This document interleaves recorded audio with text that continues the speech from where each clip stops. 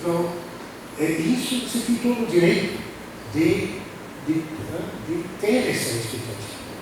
E se o garçom traz um pouco d'água, um pouco de ovo, então você vai ter direito de dizer, você não me entendeu? Isso é um restaurante. Um restaurante, eu tenho o direito de formar essa expectativa.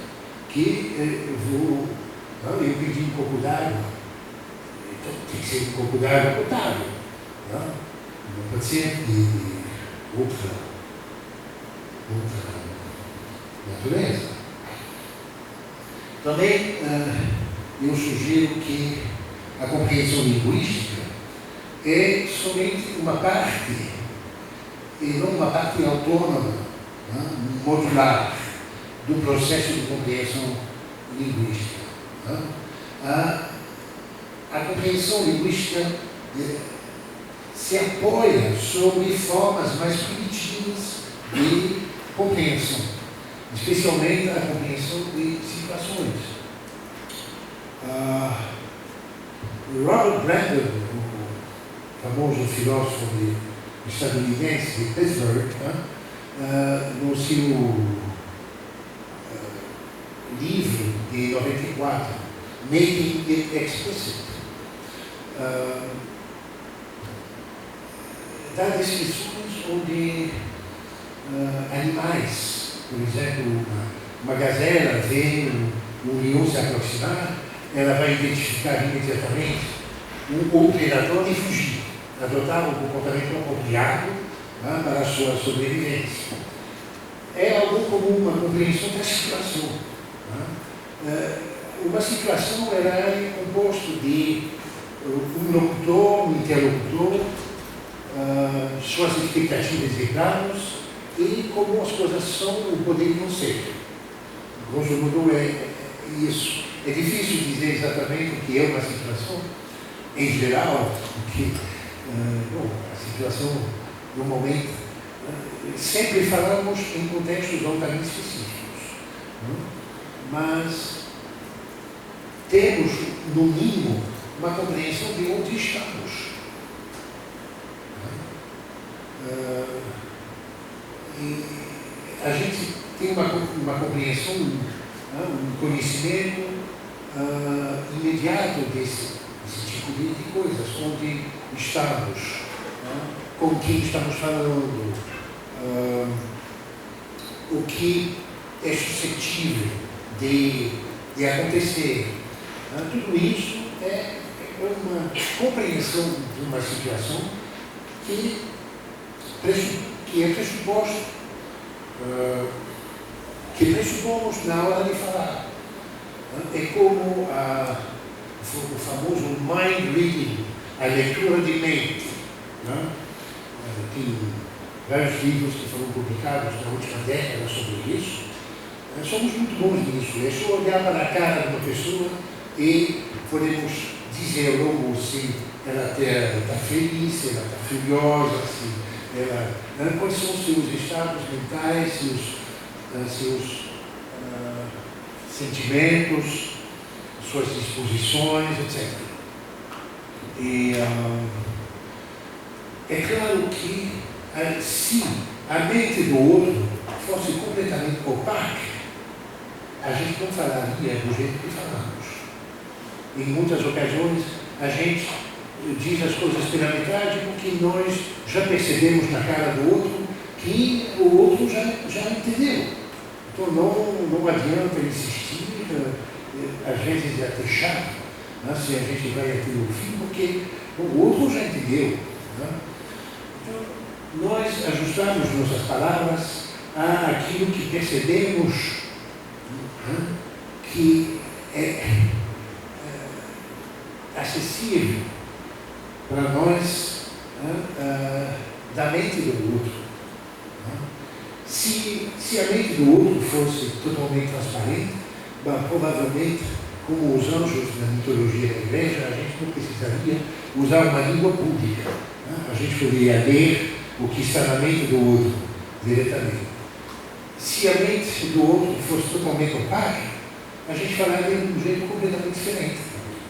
Então, a realidade se situa numa espécie de intermediário, não é?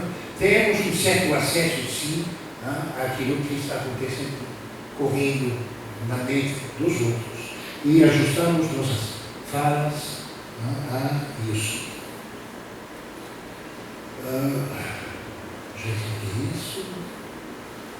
Já expliquei isso. Bom, a ideia de que a compreensão linguística ela se apoia sobre formas de compreensão mais primitivas, ela permite entender porque conseguimos entender frases desviantes. Tá? Por exemplo, uma frase que os linguistas chamam de nonsense. Tá? Uma frase como você é muito São Francisco. A gente compreende a frase. Literalmente é absurdo, mas a gente compreende sem problema. Quer dizer que você se comporta como as pessoas em São Francisco costumam se comportar, alguma coisa assim. O famoso título da canção de Lennon, Give Peace a Chance. Literalmente, não é dar uma chance à paz. Dar uma chance no momento é dar uma chance a uma pessoa. Mas Give Peace a Chance, nós entendemos imediatamente. Comporta-se de tal maneira a favorecer um clima favorável à paz. A cidade de Montreal, no Canadá, já teríamos sobre La fierté a une ville. O orgulho tem uma cidade. Da mesma maneira, compreendemos a frase. Arnaud de Montréal dá o exemplo de o que chamamos de malapropismo. Quando a pessoa fala, mas se engana, troca duas palavras que uma parecida como a outra. Então, o deputado do Parlamento de Paris, no século XVII, diz o seguinte: Le cardinal Mazarin a ici ses hémisphères. O cardeal Mazarin tem aqui seus hemisférios. Bom, ele quis dizer emissários. Algumas pessoas davam gargalhadas, mas isso não impediu a compreensão. Frases como John speaks fluently English é percebido pelos falantes ingleses como agramatical. O correto é John speaks English fluently. O advérbio não está bem colocado, tem que ir no final e não anteposto. As crianças o tempo todo falam frases que são agramaticais, mas isso nunca impediu os pais de entender. Porque compreendemos a situação.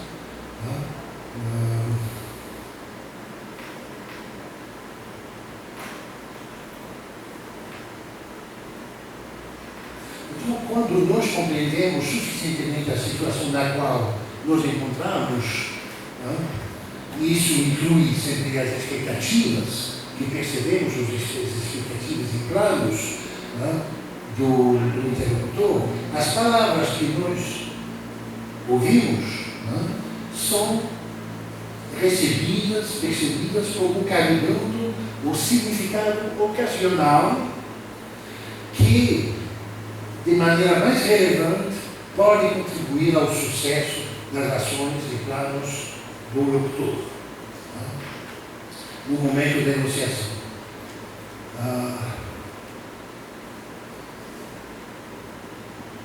É essa compreensão de uma situação específica que nos torna capazes de compreender facilmente e espontaneamente frases agramaticais e malipropícios. Voilà, obrigado.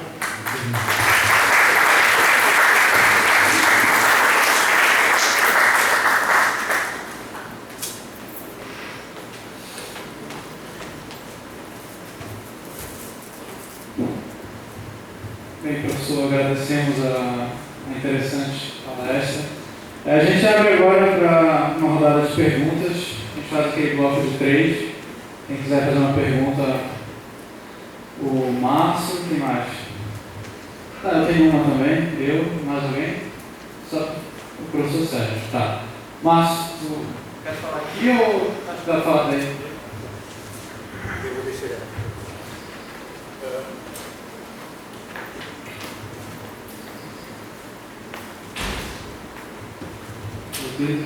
Duas perguntas, professor. Pensamento e imagem funcionam de maneiras distintas ou são o mesmo como capacidade da psique? Pensamento e imagem. Imagem. Isso. Pensamento e imagem, se elas funcionam de maneiras distintas ou se elas são os mesmos, na verdade. Pensamento e imagem também. A segunda pergunta é: a validade semântica, ela só seria possível no sentido ontológico dela? Ou ela é possível ser compreendida em todo e qualquer uso da linguagem, nas ciências? A validade semântica, da compreensão semântica. A validade da compreensão semântica, ela só é possível no sentido ontológico, só seria possível no sentido ontológico. Então, essas são as duas perguntas. Responder agora ou deixar para... Eu vou responder agora porque não posso acreditar nas perguntas, senão vou me perder. Eu tenho essas limitações cognitivas. Bem, pensamento e imagem são coisas bem distintas, na verdade. Né? Particularmente se por imagem você entende imagem mental, o que nós entendemos por pensamento é algo abstrato, algo comunicável, algo que várias pessoas podem compartilhar. O paradigma disso são fórmulas da geometria e da matemática. A hipotenusa ao quadrado é igual à suma do quadrado dos catetos. Essa fórmula expressa o mesmo pensamento para todos os geômetras de todas as épocas, sempre compreendido da mesma maneira. Então, isso é algo objetivo. Tem uma objetividade aqui. Se a objetividade é uma questão de intersubjetividade, então tem uma objetividade aqui. Porque é compartilhado. Várias pessoas podem apreender aquele pensamento. Agora, se ao ouvir uma frase, você imagina certas coisas, essas imagens mentais são eventos particulares, privados, que não podem ser compartilhados. Então, o significado não pode ser confundido com aquilo, porque o significado é algo que, por definição, pode ser compartilhado. Várias pessoas podem apreender o mesmo pensamento ou a mesma proposição.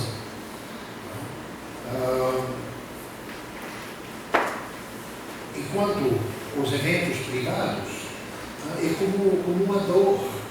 Eu não posso ter sua dor. E você não pode ter a minha. São eventos mentais particulares, privados. Eles têm uma expressão natural. Você pode gritar, fazer caretas e comunicar a sua dor, mas os outros não vão ter sua dor. Então,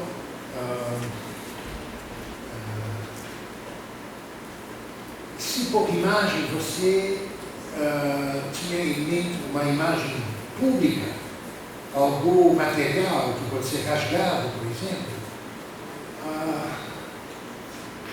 uma imagem assim, ela é compartilhável também.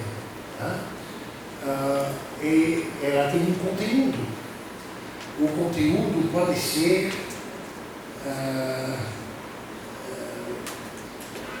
você pode usar frases para descrever o que está contido na imagem.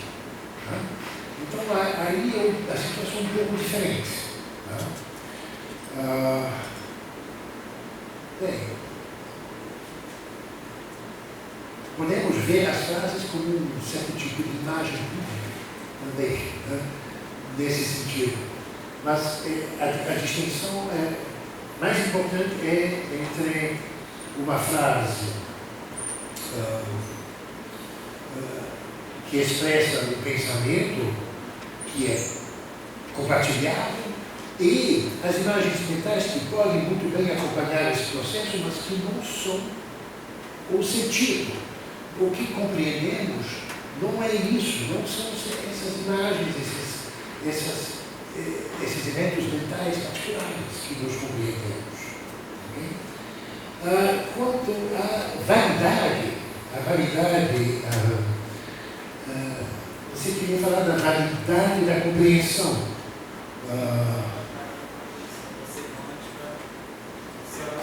Só teria o seu valor no sentido ontológico. Qual é o valor? Se tem valor no sentido da compreensão científica, qual seria essa validade? Bom, as enunciações que nós fazemos são de vários tipos. Tem enunciações do tipo asserção. Uma asserção ela é válida quando é verdadeira. Damos ordens também. Para isso, por exemplo, tem uma posição de autoridade, em particular, ou uma posição de força. Se pode dar uma ordem colocando um revólver na cabeça do outro. Mas, no caso da ordem, o que você espera é que seja obedecido. No caso de uma promessa, o que você espera é que seja cumprida. Aí tem várias formas de validade aqui. Isso foi muito bem descrito na teoria dos atos de fala. Também Habermas, na sua teoria lógico-comunicacional, trata um pouco dessas formas, mas, ao meu ver, ele não acrescenta nada muito original em relação à teoria dos atos de fala. É claro que tem o que Austin chamava de felicidade. O ato pode ser feliz ou infeliz. A rainha vai batizar um navio, mas na hora de jogar a garrafa de champanhe contra o navio, ela se engana de nomes, ou então alguém faz isso no lugar dela, algo dá errado no ritual. E aí isso invalida, a princípio, a cerimônia. O que nem sempre é verdadeiro.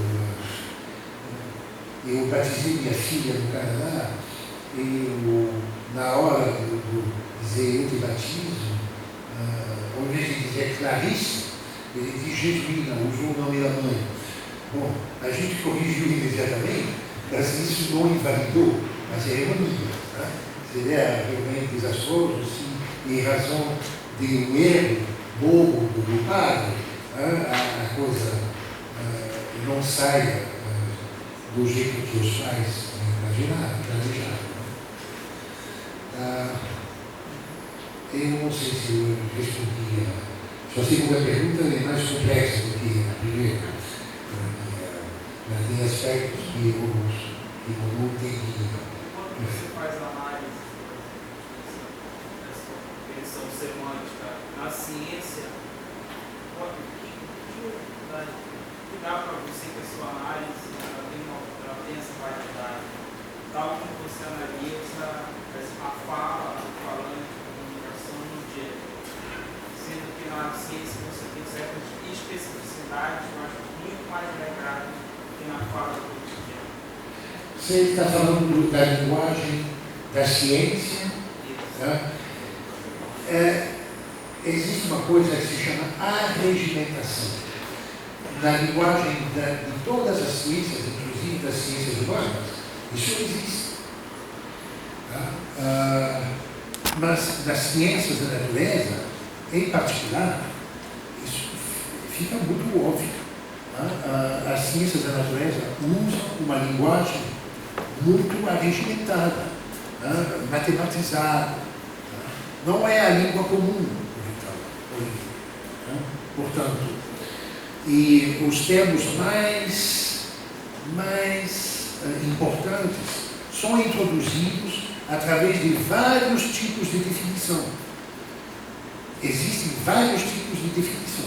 O que os filósofos fazem com as definições em termos de condições necessárias e suficientes é só um tipo de definições, que chamamos de definição analítica, entre muitas outras.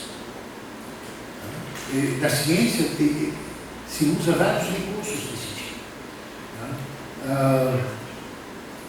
Frederic Suppi, que é um especialista nesses aspectos formais da ciência, tem um belo texto curto sobre a noção de definição, onde ele elenca vários tipos de definição, de maneira de introduzir numa teoria científica um termo específico, um termo importante. Na língua comum, não, a gente raramente faz isso. Às vezes, tem pequenos acordos locais sobre o significado. Isso pode acontecer. Acontece com certa regularidade, mas nem se compara com o tipo de arregimentação que você pode constatar nas linguagens usadas nas diversas disciplinas científicas. São coisas também muito diferentes. A língua comum é o grau zero da arregimentação.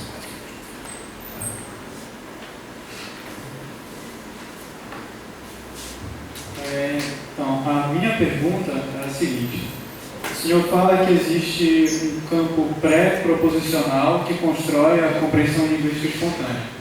A minha pergunta, então, é o que seria esse campo pré-proposicional? Que elementos são constituintes dele? E onde entra a questão do plano, do plano da ação, que também condiciona a compreensão linguística espontânea? Vou tentar responder a esta. Bem,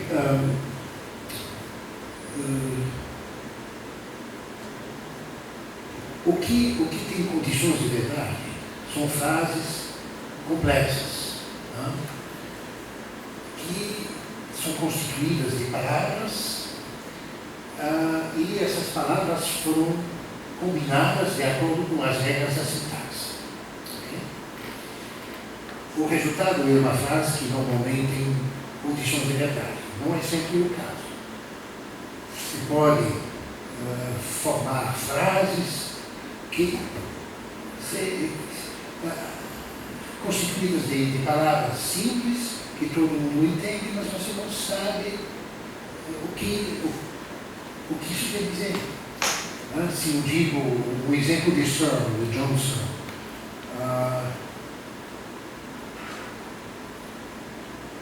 João cortou o sol. Como se faz isso? Cortar o sol. O astro do dia. Ou essa é uma invenção minha. Ontem eu cortei a areia. O que eu fiz? É uma frase simples.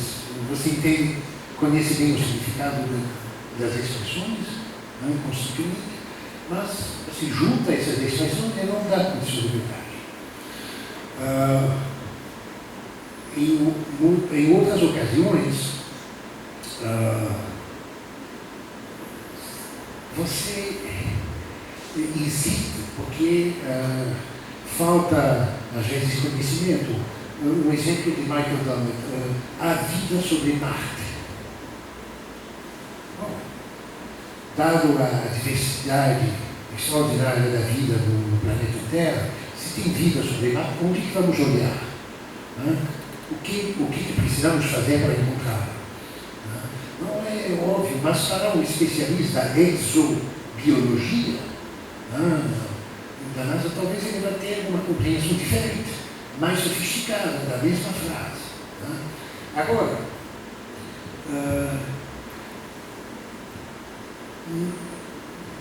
em muitas ocasiões, nós falamos de tal maneira que as palavras que nós usamos, que queremos usar numa frase, precisam ser modificados. O sentido, o valor semântico dessas palavras tem que ser ajustado ao contexto. Eu dei o exemplo do sanduíche de presunto. Se o objetivo do garçom o plano do garçom é avisar o gerente de que alguém roubou o sanduíche, ele não tem culpa para isso, ele saiu rápido. Então, se usa a frase, o sanduíche de presunto, o sanduíche parado. Isso é uma transferência. Em outras ocasiões, para fazer uma metáfora, você pode dizer coisas como o caixa eletrônico e o cartão. Aí, o engolir sofre uma modificação. Se retira condições de aplicação do termo, ele fica mais frouxo, e aí você pode fazer uma metáfora muito base nisso. É o afrouxamento. Tem o enriquecimento. O enriquecimento também é recomposicional, porque é a palavra que sofre essa modificação, esse ajuste contextual, antes da aplicação das regras sintáticas de composicionalidade.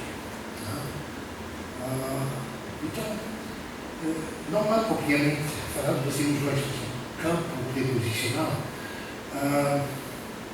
talvez em fenomenologia tenha alguma coisa aqui parecido, como o antepredicativo, mas aqui esses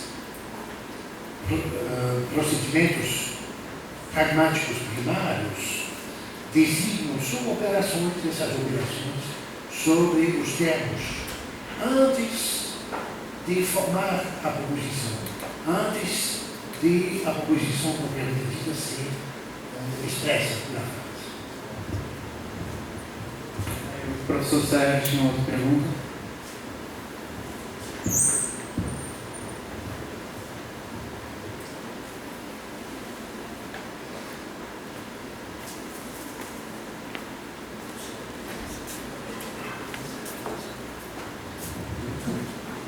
Bom, parabéns pela aula analítica, vale? Mas o que eu percebo é que nós ainda estamos muito ao nível do modelo da linguagem. Né? É uma linguagem que tem uma estrutura, que tem um esquema, que tem uma geometria, né? Seja nos vários autores que nós apresentamos, e que, de algum modo, essa mesma linguagem estrutural, geométrica, é capaz também de analisar e avaliar sentimentos, emoções, crenças, valores, né? Como, por exemplo, a psicolinguística, seja no ramo do behaviorismo, né? Por exemplo, seja no ramo de Piaget, etc. bem como a psicanálise também pode fazer isso no campo do divã, seja uma linguagem onírica também, fantástica. Mas ainda essa linguagem, ela é operativa. Ela não ressoa, ou ela não diz ou não dá